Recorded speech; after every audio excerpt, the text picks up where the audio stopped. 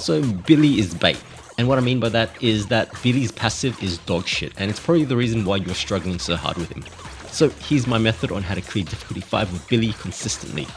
So Billy is built around crit and starts with an extra 10% crit. He also gets a 25% bonus on all crit rate increase modifiers, and the game wants you to build him around crit because this in turn triggers the main component of his passive. Billy's companions don't attack, but instead they've got a 50% chance to attack when Billy crits. This, however, is also rolled individually per companion, which adds to how dogshit this passive is. Billy also gets 2 additional projectiles at the start of every wave, but if you get hit, then he loses it, and then you go back to 1. So you pretty much have to roll 2 dice to get a companion to do 1 attack. 1 to get the crit, and then another to get the attack on the companion, and the second dice you roll for every single companion. With the 1 companion and 60% crit rate, you're looking at a probability of 30%. With 10 companions, you're looking at about a 15% chance to get at least half of them attacking. For the majority of your run, your companions are doing absolutely nothing, and they're costing you hundreds if not thousands of gold. But by the time you build up enough crit rate, you're probably already getting overwhelmed by the content. So here's what we do. Screw the passive, it's garbage. Don't bother wasting your gold on companions, they do absolutely nothing 70% of the time. Instead, we play Billy like Omnom and we just face tank everything using a handful of key items. Pure offense with so much lifesteal that it just becomes impossible to die.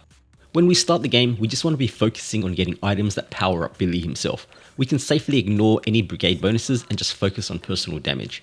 One of my favourite damage combos is actually to build for treasure detection and then getting the sleep mask relic, which gives you 5 treasure detection minus 5 luck, but then it also has you deal 20% of your treasure detection stat as damage to all monsters.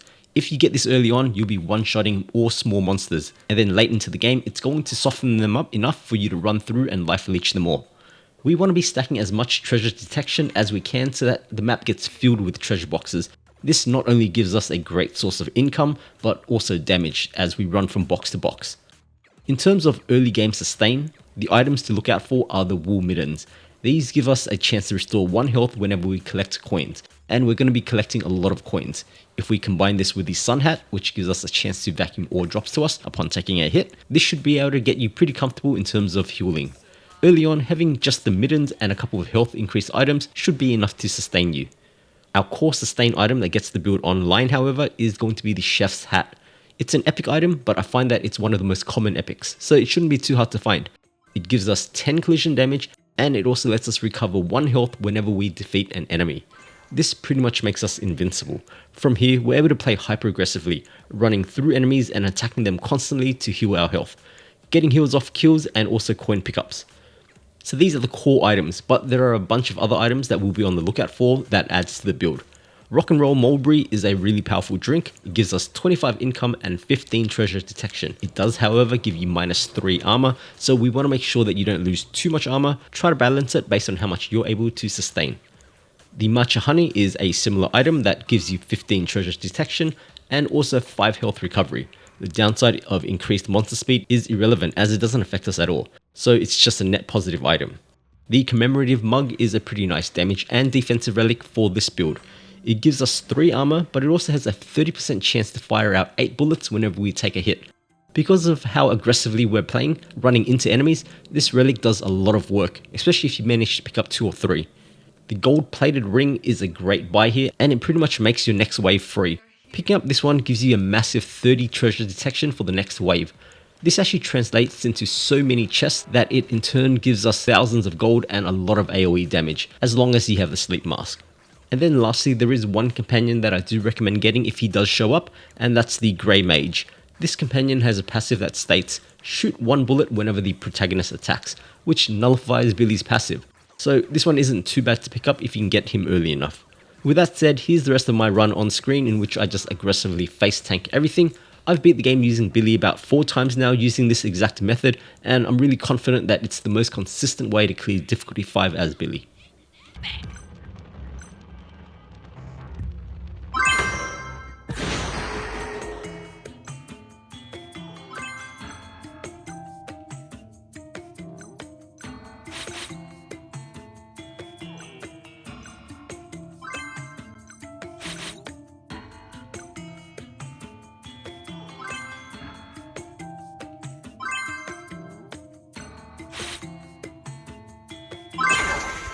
They're here.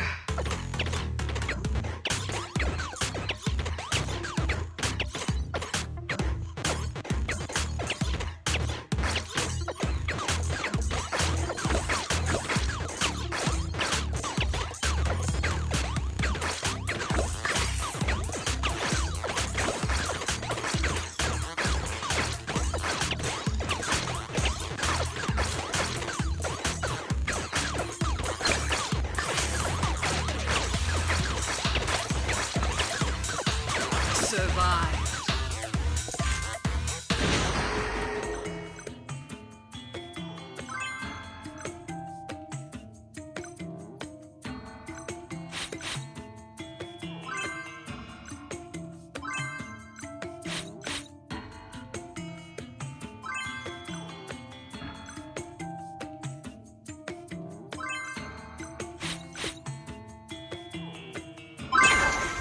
They're here.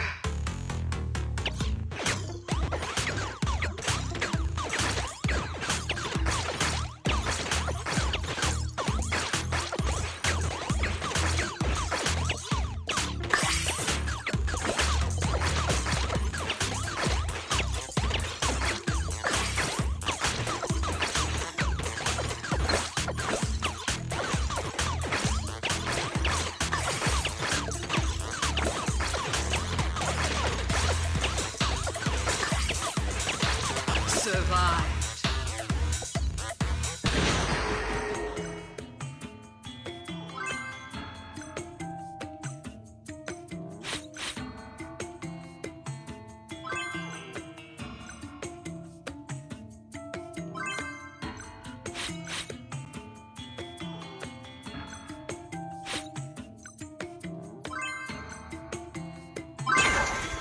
They're here.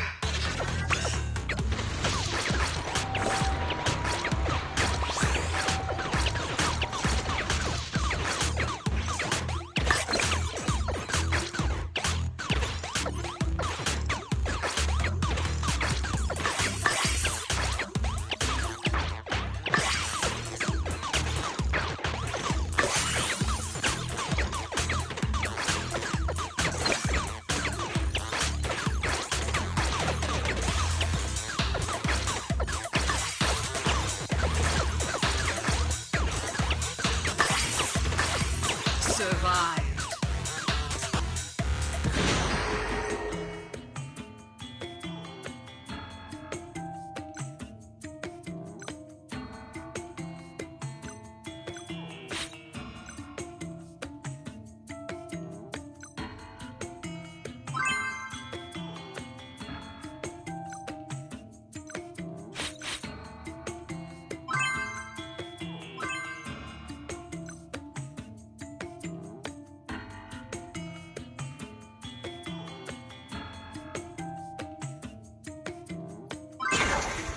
They're here.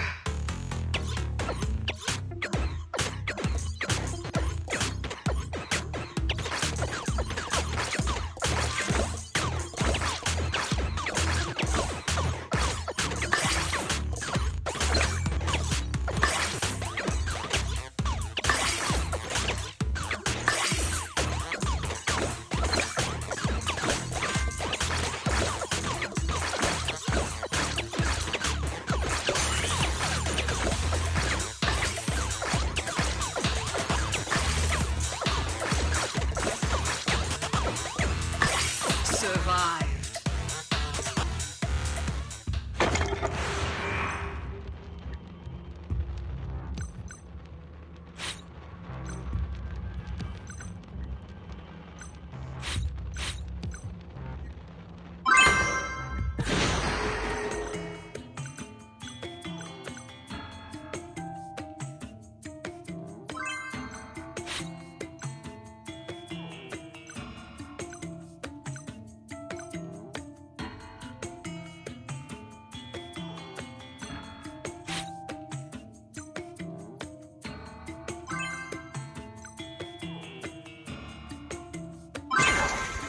They're here.